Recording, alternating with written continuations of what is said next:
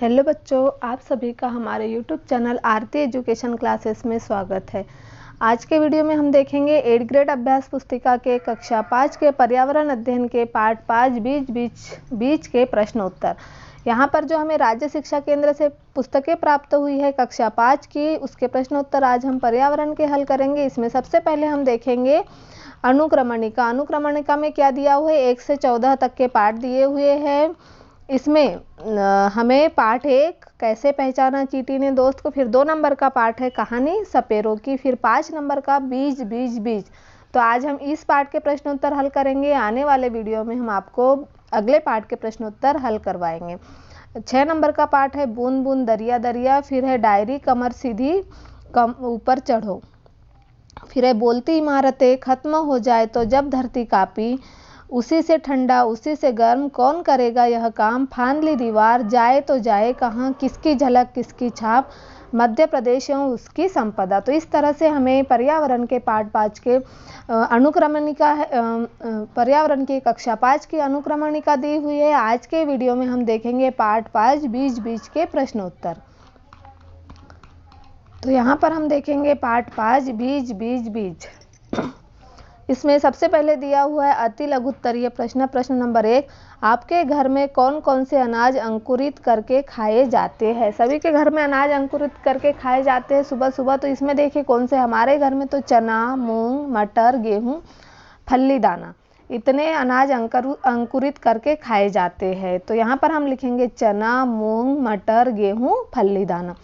फिर अगला है प्रश्न नंबर 2, पौधों को बढ़ने के लिए किन किन चीज़ों की आवश्यकता होती है। तो उत्तर में लिखेंगे पौधों को बढ़ने के लिए सूर्य का प्रकाश, हवा, जल आदि की आवश्यकताएं होती है। पौधों को जब हम जमीन में लगाते हैं तब वह छोटा होता है, जब उसे सूर्य प्रकाश मिलती है और पानी मिलता है और ऑक्सीजन हवा मिलती है, उसके बाद वह बढ़ता है। तो यहाँ पौधा अपना भोजन जब बड़ा हो जाता, पत्ते क्या करते हैं, अपना भोजन प्रकाश संश्लेषण के क्रिया द्वारा खुद ही बनाते हैं। तो पौधों को बढ़ने के लिए किन किन चीज़ों की आवश्यकता होती है। तो यहाँ पर लिखेंगे बच्चों हम पौधों को बढ़ने के लिए सूर्य का प्रकाश, हवा, जल आदि की आवश्यकता होती है। पौधे अपना भोजन प्रकाश संश्लेषण क्रिया द्वारा बनाते हैं। फिर हमारा अगला प्रश्न है प्रश्न नंबर 3, बीजों को नीचे दी गई शर्तों के तहत 2 अलग अलग बॉक्सों में रखा जाता है। यहाँ पर देखेंगे यह जो है आपको आपकी पाठ्य पुस्तक के पृष्ठ क्रमांक 43 पैराग्राफ 4 की तालिका अनुसार यह प्रश्न हमें दिया हुआ है। यहाँ बॉक्स दिया हुआ है ए, यहाँ बॉक्स है बी। दोनों बॉक्स को हम ध्यान से देखेंगे। इसमें दिया हुआ है, यहाँ देखिए क्या है, ये भिगोए हुए बीज, ये जमीन के अंदर डाले जो है, ये जमीन है, इसके अंदर जो बीज डाले वो भिगोए हुए, और बॉक्स बी में क्या है, बिना भिगोए हुए बीज। तो यहाँ पर क्या पूछा गया हमसे, किसमें बीज सबसे तेजी से उगेंगे और किस बक्से में बीज बिल्कुल नहीं उगेंगे। तो यहाँ इस बक्से में क्या है, भिगोए हुए बीज जहाँ डाले वहाँ क्या होगा, जो बीज है वो जल्दी अंकुरित मतलब हो जाएंगे, बहुत तेजी से अंकुरित होंगे। तो यहाँ हम किसमें बीज सबसे तेजी से उगेंगे, तो बॉक्स ये, यहाँ लिखेंगे इसका उत्तर बॉक्स ये। और किस बक्से में बीज बिल्कुल नहीं उगेंगे, तो बिना भिगोए हुए जो बीज का बॉक्स है उसमें बीज बिल्कुल नहीं उगेंगे। तो हम यहाँ लिखेंगे बॉक्स बी, यह इस प्रश्न का उत्तर है। फिर हम अगला देखेंगे प्रश्न नंबर 4, क्या बीज घुमक्कड़ होते हैं, उनके एक स्थान से दूसरे स्थान तक जाने के माध्यमों को लिखिए। अब देखो ये प्रश्न आपको कहाँ मिलेगा, पर्यावरण की कक्षा 5 की पाठ्य पुस्तक में पृष्ठ क्रमांक 48 का पैराग्राफ 1, 2, 3 में। हाँ, बीज क्या होते हैं, घुमक्कड़ होते हैं। ये एक स्थान से दूसरे स्थान तक हवा, पक्षियों के पैरा, पंख द्वारा भी फैलते हैं और पानी में बहकर भी जाते हैं बीज। तो बीज क्या होते हैं, घुमक्कड़। और जहाँ बीज बह के चला गया या पक्षियों के द्वारा चला गया एक स्थान से, या हवा से जहाँ चला गया वहाँ अगर रुक गया तो फिर वहाँ उसे पानी मिला पर्याप्त मात्रा में, तो वहाँ पर बीज उग जाता है। इसलिए हम क्या लिखेंगे यहाँ, क्या बीज घुमक्कड़ होते हैं, उनके एक स्थान से दूसरे स्थान तक जाने के माध्यम को लिखिए। तो क्या है उनका माध्यम, हाँ बीज घुमक्कड़ होते हैं, एक स्थान से दूसरे स्थान तक हवा, पक्षियों के पैर द्वारा, पंख द्वारा भी फैलते हैं और हम पानी में बह के भी जा सकते, ये भी यहाँ पर लिख सकते। इस तरह हमने प्रश्न नंबर 4 का उत्तर लिखा। फिर हमारा अगला प्रश्न है, रीना अपने मौसी के घर घूमने गई थी। उसकी मौसी ने रात भर से भिगोए हुए चने खाने के लिए दिए, जिसे रीना ने बड़े मजे से खाया। रीना के दिमाग में कुछ प्रश्न आ रहे थे जिनके उत्तर आप दीजिए, है ना। उसके दिमाग में जो प्रश्न आ रहे थे वो रीना ने हमसे प्रश्न पूछे यहाँ पर, और हम उसके उत्तर देंगे। रीना कहाँ गई थी? उसकी मौसी के घर घूमने गई थी और उसकी मौसी ने उसे रात भर भिगोए हुए चने खाने दिए। चने खाते समय रीना के दिमाग में कुछ बातें चल रही थी। देखिए हम लिखेंगे यहाँ, क्या सभी अनाज को भिगोकर ही खाया जाता है? नहीं। उसके दिमाग में प्रश्न कौन सा चल रहा था? पहला, क्या सभी अनाज को भिगोकर ही खाया जाता? नहीं, सभी अनाज को भिगोकर नहीं खाया जाता। हम भिगोकर कौन से अनाज खाते? हमने आपको प्रश्न नंबर 1 में बताया था, चना, मूंग, मटर, गेहूं, फल्ली दाना आदि अनाजों को हम भिगोकर खा सकते हैं, उन्हें अंकुरित करके भी खाए जाते हैं। फिर अगला, अनाजों को हम भिगोकर ही क्यों खाते? अनाजों को इसका उत्तर लिखेंगे हम, अनाजों को भिगोकर खाने से वे अंकुरित होते हैं एवं प्रोटीन युक्त होते हैं तथा आसानी से पचते। जब हम अनाज को भिगो लेते हैं रात भर पानी में, तो उनमें अंकुर आ जाते हैं, और अंकुरित होने से क्या, वो प्रोटीन युक्त हो जाते हैं, भीगा हुआ अनाज। और उसे खाने से क्या होगा कि वो हमें पचने में भी आसानी होगी और हमें प्रोटीन भी मिलेगा उससे। इसलिए अनाजों को भिगोकर खाने से वे अंकुरित होते हैं एवं प्रोटीन युक्त होते हैं तथा आसानी से पचते हैं। फिर हमारा है अगला प्रश्न नंबर 6, निम्नलिखित में से प्रत्येक श्रेणी के लिए एक उदाहरण दीजिए। अब हमको यहाँ श्रेणी के लिए उदाहरण देना है, और श्रेणियाँ दी हुई है यहाँ 1 से 5 तक के, उनके उदाहरण हमें लिखना है। पर्यावरण कक्षा 5 का, पृष्ठ क्रमांक 47 का, पैराग्राफ 1 व 8। मसाले के रूप में उपयोग किए जाने वाले बीज। अब हमको क्या दिया हुआ है? मसाले के रूप में उपयोग किए जाने वाले बीज कौन से हैं? काली मिर्च, इलायची, जीरा, सौंफ, ये क्या है? मसालों के रूप में उपयोग किए जाने वाले बीज है ये। इनको उगाओ तो इनका पौधा भी उग जाता है। काली मिर्च, इलायची, जीरा, सौंफ आदि। इसमें हम लिख सकते मेथी, ये भी आता है। तो हमने सिर्फ यहाँ 4 नाम लिखे। अगला है अनाज के रूप में उपयोग किए जाने वाले बीज। जिन बीजों का हम अनाज के रूप में उपयोग करते हैं, जैसे चना, गेहूं, मटर, खड़ी उड़द, धान, ये सब क्या हो गया? अनाज हो गया। अनाज के रूप में हम इसको उपयोग करते हैं। तो चना, गेहूं, मटर, उड़द, खड़ी उड़द और धान। फिर अगला लिखेंगे हम प्रश्न नंबर 3 है, इसमें दिया हो दालों के रूप में प्रयुक्त बीज। दालों के रूप में जो प्रयुक्त बीज है, जैसे तुअर, मूंग, चना, मटर, ये क्या हो गया? दालों के रूप में प्रयुक्त। इनकी क्या बनती है? दालें बनती है। इनकी दालें हम खाते हैं। फिर अगला है बीज जो फलों के फटने से बिखर जाते हैं। वे बीज जो उनकी फली के फटने से बिखर जाते हैं, जैसे उनको अगर हम पानी में भिगोते हैं, सुखाते हैं, और उनका ऊपर का जो कवर होता है वो निकाल लेते हैं, तो क्या होगा? वो फट जाते हैं। जैसे तुअर, मूंग, चना, मटर, इनकी हम दालें बनाते हैं, है ना। तो यहाँ लिखेंगे बीजों के फली के फटने से बिखर जाते, तुअर, मूंग, चना, मटर। फिर बीज तेल के रूप में उपयोग किए जाते हैं। सोयाबीन, जिसका तेल खाते, तिल, मूंगफली, सरसों आदि बीज क्या होता है? ये सब तेल के बीजों के हम क्या करते? तेल के रूप में इनका उपयोग करते। देखिए हम यहाँ पर बताएंगे आपको फिर से। मसाले के रूप में उपयोग किए जाने वाले बीज काली मिर्च, इलायची, जीरा, सौंफ, यहाँ मेथी भी लिख सकते हैं हम। फिर अगला है अनाज के रूप में उपयोग किए जाने वाले बीज चना, गेहूं, मटर, उड़द, खड़ी, धान आदि। दालों के रूप में प्रयुक्त बीज तुअर, मूंग, चना, मटर आदि। बीज जो फली के काटने से बिखर जाते, तुअर, मूंग, चना, मटर।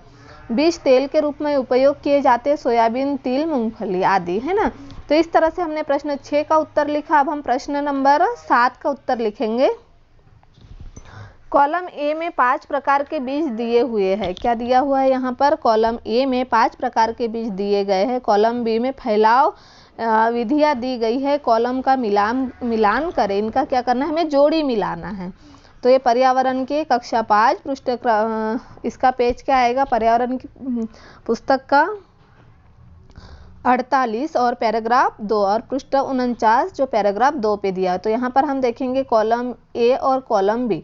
कॉलम ए में क्या दिया हुआ है? एक, बीज भारी होते हैं, बीज आकार में छोटे होते हैं, बीज लंबी यात्रा कर रहे हैं, बीज पर हुक लगे होते हैं, बीज हल्के होते हैं। फिर पशु फल खाते हैं और बीज फेंक देते हैं। कुछ बीज पानी द्वारा बह जाते हैं। फल बीज पशु से चिपक जाते हैं। पौधे की फलियां फट जाती है और बीज बिखर जाते हैं, बीज हवा से उड़ते हैं। देखिए अब हम इनकी जोड़ी मिलाएंगे। बीज भारी होते हैं, तो भारी होते हैं की जोड़ी कहेंगे, पौधों की फलियां फट जाती है और बीज बिखर जाते हैं, वो बीज क्या होते हैं, भारी होते। फिर बीज आकार में छोटे होते हैं, पशु फल खाते और बीज फेंक देते हैं, उनके बीज क्या होते हैं, बीज छोटे होते। फिर बीज लंबी यात्रा कर रहे हैं, कुछ बीज पानी द्वारा बह जाते हैं, पानी से बह जाते तो क्या हो गया, उनकी यात्रा लंबी हो गई। फिर बीज पर हुक लगे होते हैं, तो अगला क्या है, बीज हल्के होते हैं, इसका क्या आएगा, बीज हवा से उड़ जाते हैं। और बीज पर हुक लगे होते हैं, फल बीज पशु से चिपक जाते हैं, वो क्या होता है, पशु से चिपक जाते हैं। तो हम प्रश्न नंबर 4 की जो कॉलम ए में दिया है 4 नंबर, उसकी जोड़ी सी से मिलाएंगे, फल बीज पशु से चिपक जाते हैं। तो इस तरह से हमने इस प्रश्न हल किया, प्रश्न नंबर 7 को। अब हम देखेंगे प्रश्न नंबर 8। दिए गए चित्र को ध्यान से देखिए, देखकर पूछे गए प्रश्नों के उत्तर दीजिए। क्या करना है, हमें दिए गए चित्र को ध्यान से देखकर पूछे गए प्रश्नों के उत्तर दीजिए। यहाँ क्या एक चित्र दिया हुआ है और इसमें यह चित्र किसका है और यह अपना भोजन कैसे करता है। तो देखिए ये चित्र जो दिया है, इसमें इस चित्र में जो पौधा दिया हुआ है इसका नाम है शिकारी पौधा, घटपर्णी पादप। शिकारी पौधा जिसके क्या होते हैं, ऐसे उसमें कांटे कांटे होते हैं उन पत्तों पर, वो क्या है, घटपर्णी पादप उसे बोलते हैं। और उसका है वह शिकारी पौधा है, जैसे वो शिकार करता है फिर उसका भोजन प्राप्त करता है।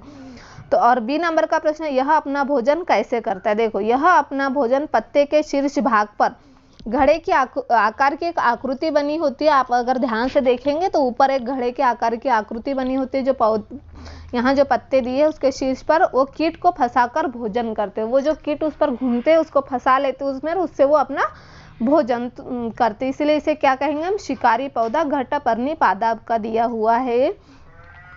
फिर अगला है हमारा प्रश्न नंबर 9।